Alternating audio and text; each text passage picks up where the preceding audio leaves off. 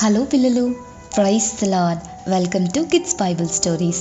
ఈరోజు మనం బైబిల్లోని మంచి స్నేహితుల గురించి తెలుసుకుందాం. పిల్లలు, ఈ కథలో దావీదుకు ఒక మంచి స్నేహితుడున్నాడు. అతని పేరు యోనాతాను. యోనాతాను సౌలు రాజు యొక్క కుమారుడు, అంటే రాజకుమారుడు. యోనాతానుకు దావీదు అంటే చాలా ఇష్టం, చాలా ప్రేమ కూడా. దావీదు కూడా యోనాతానును బహుగా ప్రేమించేవాడు. యోనాతానుకు రాజకుమారుడు అని ఎలాంటి గర్వం లేకుండా గొర్రెల కాపరి అయిన దావీదుతో స్నేహం చేశాడు.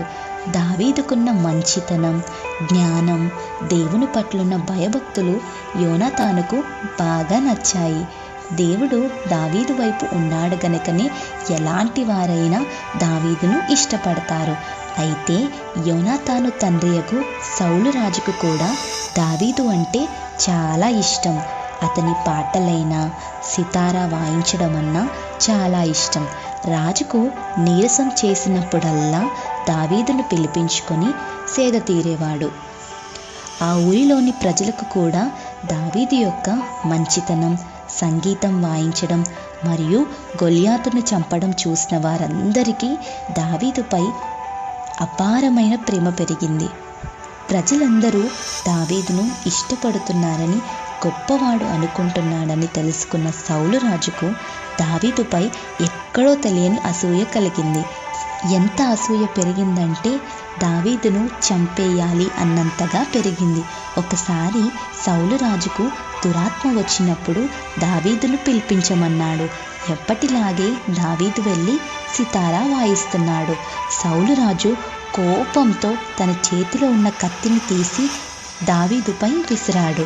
దావీదు నమ్ముకున్న దేవుడు గొప్పవాడు కనుక దావీదును తప్పించాడు. దావీదు వెంటనే ఆ స్థలంలో నుండి బయటికి వచ్చేశాడు.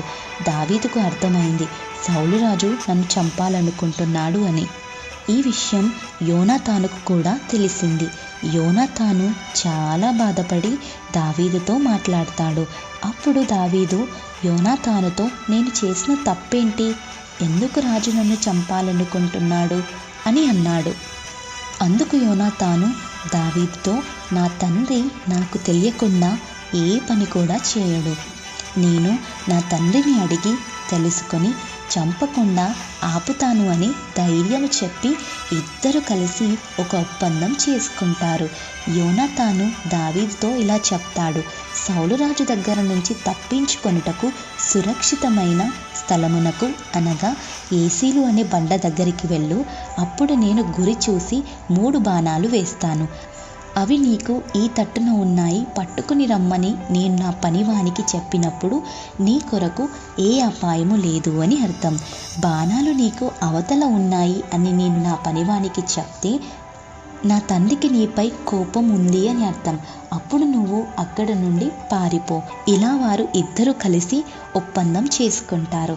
వెంటనే యోనాతాను ఇంటికి వెళ్ళి తన తండ్రిని అడిగి తన మనసులోని విషయాన్ని తెలుసుకుంటాడు. అప్పుడు రాజు మాటలను బట్టి దావీదుపై చాలా కోపంగా మరియు చంపాలనుకుంటున్నాడని యోనాతాను తెలుసుకుంటాడు.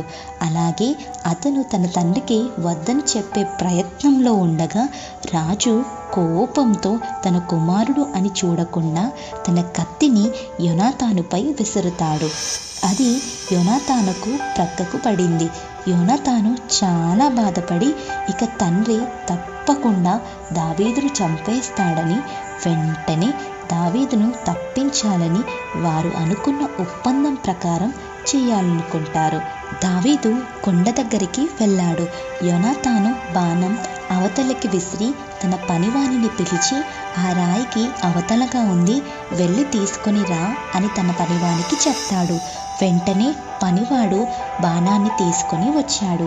ఈ విషయాలేమీ పనివానికి తెలియదు. దావీదుకు అర్థమైంది, రాజుకు అతనిపై కోపం తగ్గలేదని.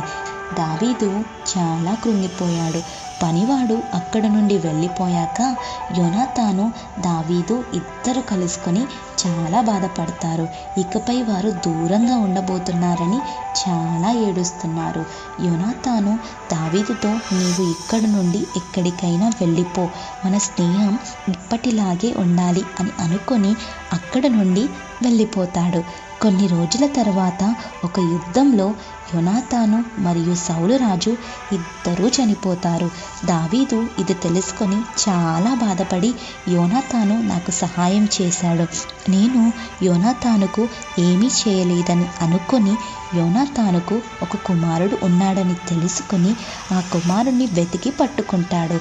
ఆ కుమారుడు నడవలేడు మరియు కుంటివాడు. దావీదుకు యోనాతానుపై ఉన్న ప్రేమ కుమారుడిపై చూపించి ఆ బాలుడిని జాగ్రత్తగా పెంచుతాడు. చూశారు కదా పిల్లలు, వీరిద్దరి యొక్క స్నేహం ఎంత గొప్పదో. యోనాతాను దావీదుకు సహాయం చేసి తన ప్రాణాలను కాపాడుతాడు. అదేవిధంగా దావీదు దానికి బదులుగా యోనాతానుపై ఉన్న ప్రేమను బట్టి తన కుమారుణ్ణి చేరదీసి కుంటివాడైనప్పటికీ జాగ్రత్తగా పెంచుతాడు. దావీదుకున్న మంచి స్వభావమే అతడిని అందరూ మెచ్చేలా చేసింది.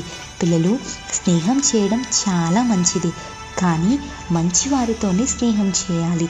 మనం ఎలాంటి వారితో స్నేహం చేస్తున్నామని గమనించుకోవాలి.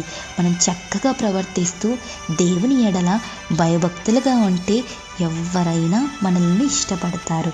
అలాగే దావీదు లాంటి స్వభావం గలవారు మన స్నేహితులై ఉంటే చాలా మంచిది. మరికొన్ని విషయాలు దావీదు గురించి నెక్స్ట్ వీడియోలో నేర్చుకుందాం. థ్యాంక్ యూ పిల్లలు. Praise the lord.